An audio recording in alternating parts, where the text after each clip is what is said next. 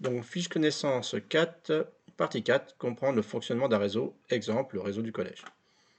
Alors déjà, au niveau du réseau informatique, il y a un ordinateur qu'on appelle serveur. Il contient toutes vos données personnelles, tous vos fichiers, et c'est lui aussi qui vérifie votre nom d'utilisateur et mot de passe lorsque vous connectez à l'ENT, l'environnement numérique de travail. Donc déjà au collège, tout est stocké sur un serveur, la plupart des données, qui est accessible via le réseau. C'est aussi la même chose sur Internet, hein, il y a des serveurs sur Internet. Alors, il y a aussi un autre serveur qui a la fonction passerelle, proxy et pare-feu. Il empêche l'ordinateur extérieur d'accéder au réseau du collège et vérifie que les sites consultés sur les ordinateurs du collège soient d'inintérêt. Donc ensuite, la connexion Internet, elle est filtrée par une passerelle, c'est-à-dire il y a un pare-feu qui, dans cet ordinateur, qui va empêcher, par exemple, les hackers de venir s'introduire dans le réseau du collège. Le pare-feu va interdire certaines connexions entrantes. Et dans cet ordinateur, c'est aussi un proxy. C'est-à-dire que cet ordinateur va aussi contrôler tout ce qui va sortir du collège. C'est-à-dire que des fois, si vous allez sur un site illégal depuis le collège, vous allez avoir un message comme quoi le proxy a refusé la connexion. Donc en fait, là-dedans, c'est un proxy, il va interdire aussi les connexions à certains sites internet. Ensuite, il y a des boîtiers qu'on appelle switch ou commutateurs réseau qui permettent simplement de relier les ordinateurs entre eux dans les différentes salles grâce à des câbles Ethernet.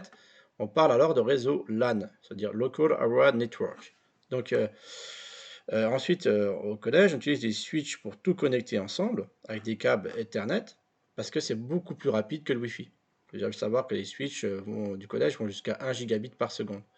Donc on utilise des câbles parce que c'est plus fiable au niveau sécurité informatique, c'est plus difficile à hacker que le Wi-Fi, et aussi parce que c'est plus rapide. Donc le commutateur réseau là permet de tout connecter ensemble. Donc nous avons un routeur ou modem qui permet de connecter le collège à Internet. Internet, ça vient de Internet Connected Network, ça veut dire en fait c'est tous les réseaux connectés ensemble. Ce sont les réseaux connectés ensemble. Par exemple, si on prend ici, il y a par exemple le serveur de Google, le serveur d'Apple, le serveur, bon bref, Internet en fait, il va connecter le réseau du collège à d'autres réseaux ou le réseau de votre maison. Donc tous ces réseaux connectés ensemble, on appelle ça Internet, de réseaux interconnectés. Alors ensuite, au collège, nous avons des classes mobiles. Les classes mobiles, elles utilisent un répartiteur Wi-Fi, borne Wi-Fi. Bah oui, parce que les tablettes, par exemple, ou les PC portables, on n'a pas trop le choix pour les connecter. On utilise donc une borne Wi-Fi qui est connectée au switch. Voilà, dernier point, les ordinateurs que vous utilisez, que l'on appelle également poste client, parce que c'est une technologie client-serveur, comme sur Internet. Oui, donc les PC du collège, si vous en volez un et vous le ramenez chez vous, il ne fonctionnera pas, parce que c'est un poste qui a besoin d'aller chercher des informations sur serveur.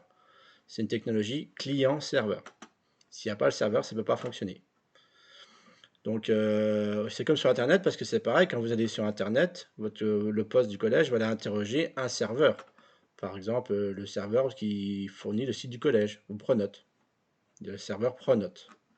Donc en fait, le client va demander des informations, par exemple au serveur Pronote, et le serveur va livrer les informations au poste client. Et bien souvent, c'est grâce au protocole TCP/IP qu'on a vu juste avant. Voilà pour cette partie.